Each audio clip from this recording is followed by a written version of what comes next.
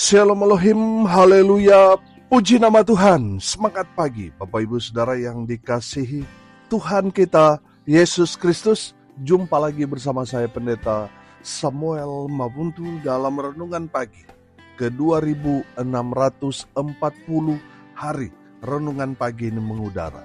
Puji Tuhan. Bapak Ibu Saudara yang dikasihi Tuhan, sebelum kita membaca, mendengarkan dan merenungkan firman Tuhan hari ini, mari kita berdoa, minta pimpinan Roh Kudus. Kita berdoa. Bapa di surga, berbicaralah kepada kami semua. Pakai firman Tuhan ini untuk menegur kami, menasihati kami, meneguhkan iman percaya kami, dan memberkati kami semua. Di dalam nama Tuhan Yesus yang adalah firman Allah yang hidup, kami berdoa. Amin. Haleluya. Bapak Ibu Saudara yang dikasihi Tuhan, bersama dengan saya kita akan belajar Alkitab dari kitab Kejadian sampai kitab Wahyu. Mari buka Alkitab kita. 1 Korintus pasal 13 ayat 13. Demikianlah tinggal ketiga hal ini, yaitu iman, pengharapan, dan kasih. Dan yang paling besar di antaranya ialah kasih. Amin. Haleluya. Bapak Ibu Saudara yang dikasihi Tuhan, dari ayat firman Tuhan ini, Rasul Paulus mau memberikan penekanan kepada kita semua. Dia mau mengulang dari ayat 1 sampai ayat 3. Saya bacakan buat kita sekalian. Sekalipun aku dapat berkata-kata dengan semua bahasa manusia dan bahasa malaikat, tetapi jika aku tidak mempunyai kasih, aku sama dengan gong yang berkumandang dan canang yang gemerincing. Ayat 2. Sekalipun aku mempunyai karunia untuk bernubuat dan aku mengetahui segala rahasia dan memiliki seluruh pengetahuan, dan sekalipun aku memiliki iman yang sempurna untuk memindahkan gunung, tetapi jika aku tidak mempunyai kasih, aku sama sekali tidak berguna. Dan sekalipun aku membagi-bagikan segala sesuatu yang ada padaku, bahkan menyerahkan tubuhku untuk dibakar, tetapi jika aku tidak mempunyai kasih, sedikit pun tidak ada faedahnya bagiku. Haleluya. Bapak Ibu Saudara yang dikasihi Tuhan, Rasul Paulus mau mengingatkan kita semua gereja Tuhan bahwa ada tingkatan dalam kehidupan kita sebagai orang percaya. Iman ketika kita percaya kepada Tuhan Yesus. Dan setelah itu ada pengharapan di mana kita menantikan kedatangan Tuhan. Kita menantikan hari di mana Tuhan mengangkat kita semua orang-orang yang percaya. Kita semua diselamatkan. Itulah pengharapan kita. Amin.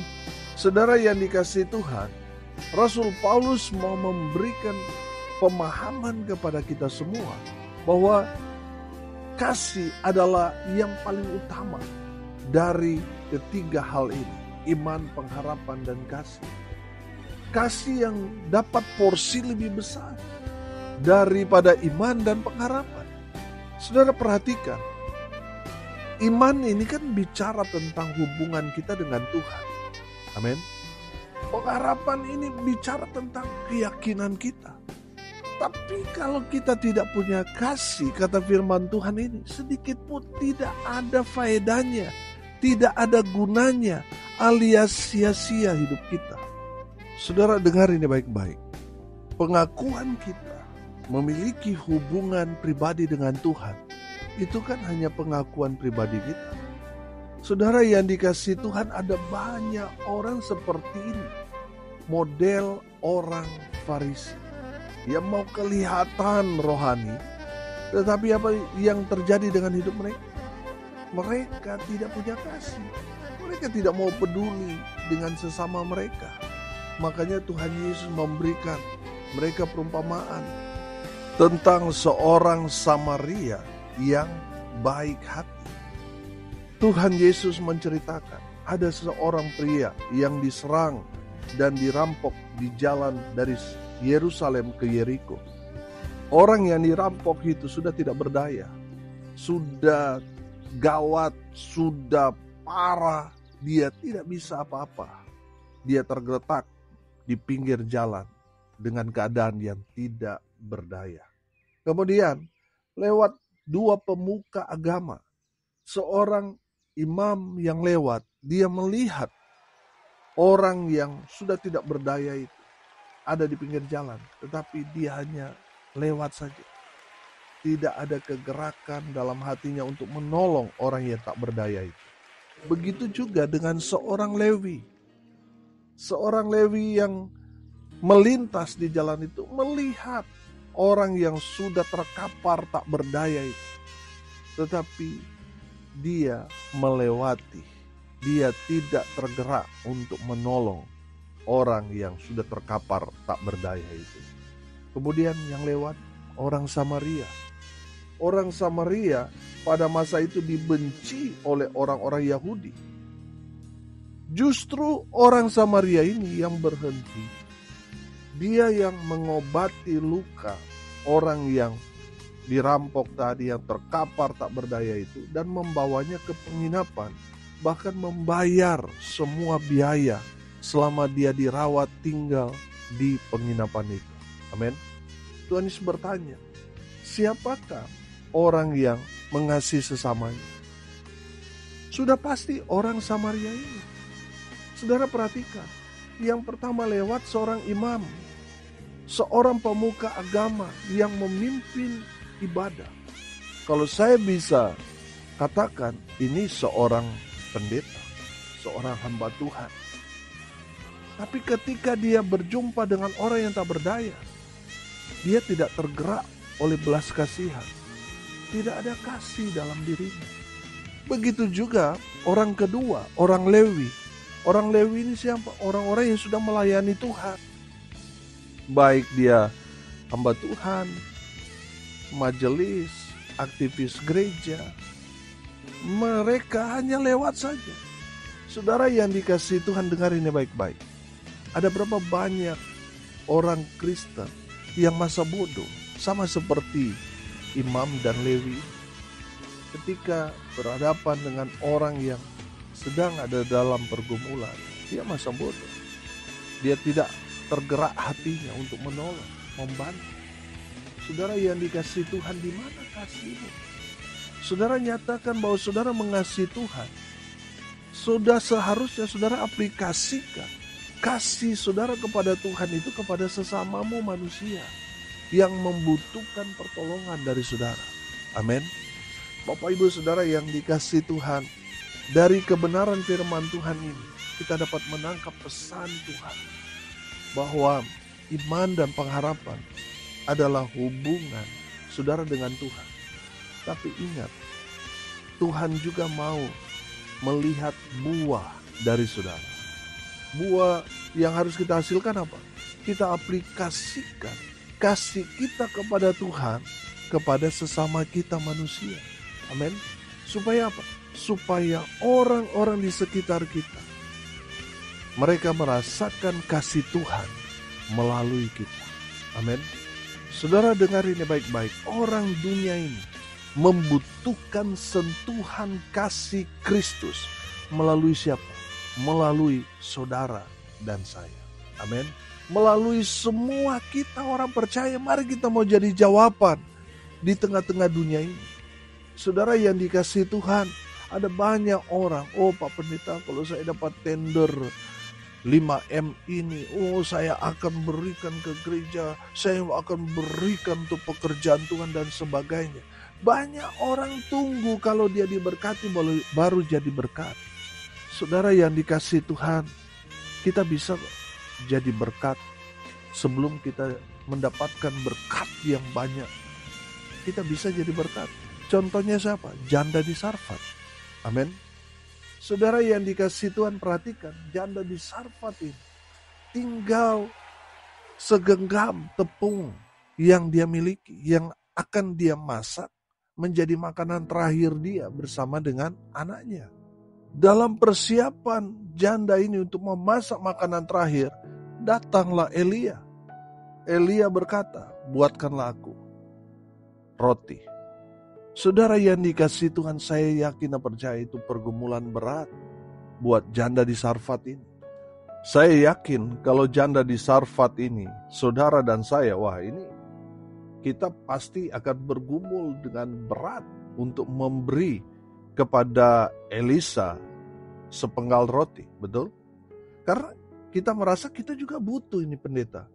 Jadi gak mungkin kita mau kasih ke orang lain. Saudara, perhatikan apa yang dilakukan janda ini. Dia berpikir, sebentar lagi saya akan mati. Tapi minimal saya berbuat baik kepada hamba Tuhan. Orang-orang Yahudi berpikir seperti ini, saudara. Kalau mereka lakukan untuk hamba Tuhan, itu sama seperti mereka lakukan untuk Tuhan. Amin. Bapak Ibu Saudara yang dikasihi Tuhan, janda di Sarfat ini, dia memberi roti kepada Elia, hamba Tuhan. Dan apa yang terjadi? Saudara yang dikasihi Tuhan, janda di Sarfat dan anaknya terpelihara, diberkati Tuhan dengan luar biasa. Karena apa? Karena pemberian mereka kepada Elia, hamba Tuhan. Oh haleluya. Saudara, jangan tunggu diberkati dulu baru jadi berkat. Kita bisa kok sama seperti dengan janda di Sarfat ini. Walaupun belum diberkati secara finansial, tapi kita bisa jadi berkat bagi pekerjaan Tuhan, bagi hamba Tuhan. Amin. Saya yakin dan percaya saudara, ketika kita melakukan sama seperti janda di Sarfat, maka berkat surga terbuka buat saudara dan saya. Amin. Haleluya. Bapak Ibu Saudara yang dikasihi Tuhan, yang paling penting di sini adalah kasih. Ada banyak orang saudara, sama seperti Imam dan juga Lewi tadi, dalam Injil Lukas tadi, yang tidak tergerak. Sudah ada di ring satu dalam pelayanan, tapi tidak tergerak belas kasihan. Bapak Ibu Saudara yang dikasihi Tuhan, imanmu boleh mantap. Pengharapanmu, ini bicara tentang kesetiaanmu kepada Tuhan, boleh bilang oke. Tapi kalau saudara tidak punya kasih, tidak ada artinya. Saudara, selalu saya bilang, kasih adalah salib. Hubungan saudara dengan Tuhan vertikal dari bawah ke atas, dari atas ke bawah. Ini kasih kita kepada Tuhan. Kita mengasihi Tuhan dengan apa? Segenap hati, segenap jiwa, dan segenap kekuatan kita. Dan jangan lupa, salib ini ada garis horizontal. Sudah perhatikan, garis horizontal lebih pendek daripada garis vertikal. Karena apa saudara? Kasih kita kepada sesama itu hanya seperti kita mengasihi diri kita sendiri. Beda kasih kita kepada Tuhan dengan segenap tadi. Betul? Saudara yang dikasihi Tuhan, saudara mungkin oke hubungan saudara dengan Tuhan. Tapi ingat, saudara juga harus mengasihi sesamamu manusia.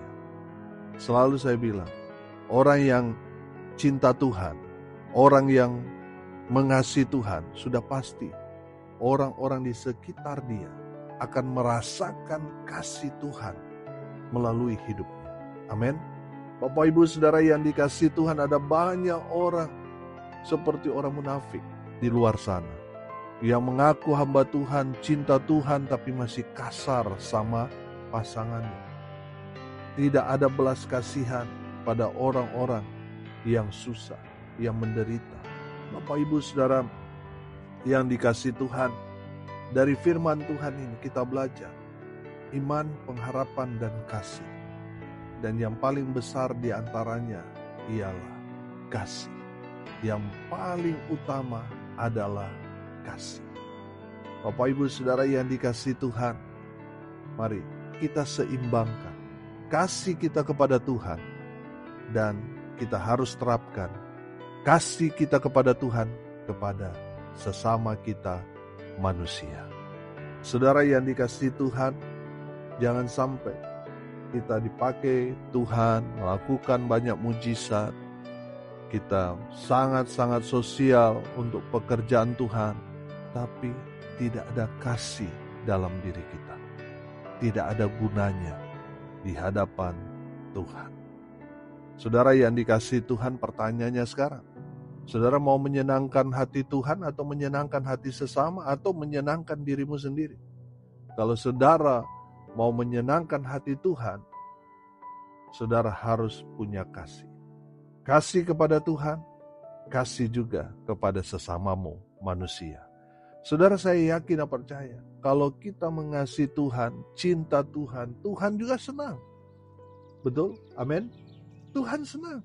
Kalau Tuhan merasa senang karena kita merespon kasih Tuhan dalam kehidupan kita, oh haleluya. Apa sih yang saudara minta? Saya yakin dan percaya orang kalau sudah rasa senang, dicintai saudara yang dikasih Tuhan, apa yang saudara minta pasti akan dipenuhi. Pasti akan diusahakan, pasti akan diberikan. Betul? Karena apa? Karena dia mengasihi saudara. Kalau saudara merespon kasih Tuhan kepada kita, apa sih yang saudara perlukan? Apa sih yang saudara minta? Tuhan pasti akan berikan buat saudara dan saya. Amin. Haleluya. Bapak Ibu Saudara yang dikasihi Tuhan, mari kita lengkapi diri kita. Iman luar biasa. Pengharapan atau bicara tentang kesetiaan penantian kita kepada kedatangan Tuhan. Kesetiaan pengharapan kita pada keselamatan yang Tuhan berikan kepada kita orang percaya. Itu sangat penting. Tapi yang terpenting adalah kasih. Pertanyaannya, adakah kasih Kristus dalam hidup? Saudara yang dikasihi Tuhan, mari kita memiliki kasih agape. Seorang yang ada kasih agape, ada Yesus dalam hidup, pasti dia jadi berkat bagi sesamanya. Amin. Mari kita berdoa. Terima kasih Bapa di surga atas kebenaran firman yang sangat memberkati kami. Berkati semua pendengar dimanapun mereka berada. Tuhan memberkati hidup mereka, rumah tangga mereka diberkati, usaha, pekerjaan, pelayanan mereka dibuat beruntung berhasil dalam segala hal. Mereka yang sakit Tuhan sembuhkan, mereka yang lemah Tuhan kuatkan, Tuhan hibur mereka yang saat ini sedang berduka cita karena kehilangan kerabat, sahabat, keluarga terkasih, atau kehilangan harta benda karena bencana alam yang terjadi terutama di Bali, banjir yang melanda pulau ini 2 hari yang lalu. Mereka yang saat ini belum ditemukan karena terseret arus sungai yang begitu deras. Kami berdoa Tuhan tolong supaya segera ditemukan.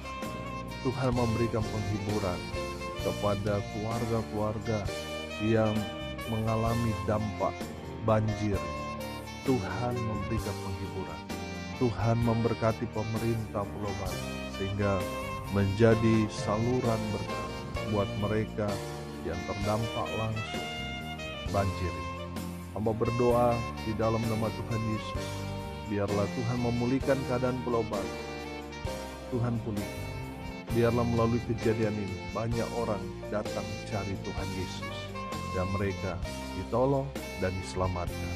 Di dalam nama Tuhan Yesus, hamba berdoa biarlah Tuhan memberkati pulau ini, Indonesia, dan kami semua yang mendengarkan firman Tuhan ini, semua kami diberkati.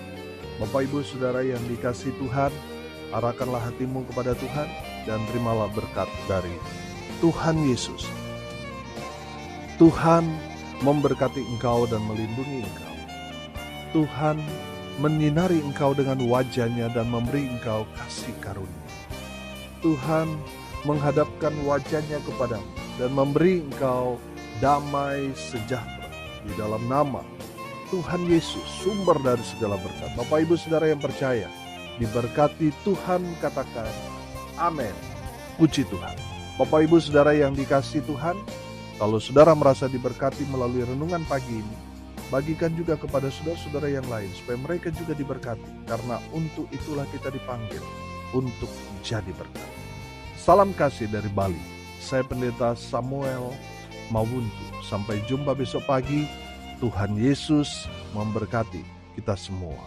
Haleluya.